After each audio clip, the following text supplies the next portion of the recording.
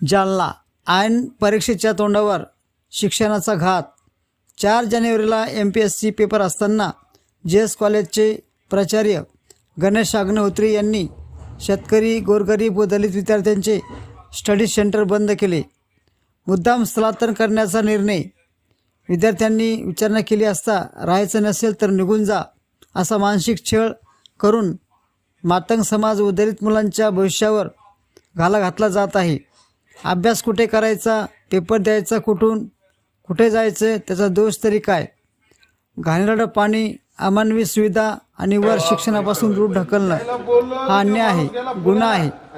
2 कॉलेजमध्ये प्राचार्य आणि स्पोर्ट टीचर यांचे जातीय संबंध असल्यामुळे तसेच त्यांचे पारिवारिक नाते असल्याकारणाने सामान्य विद्यार्थ्यांचे संबंध डावलून खाजगीरित्या कॉलेजमध्ये स्पोर्टच्या ॲक्टिव्हिटी घेतल्या जात आहे।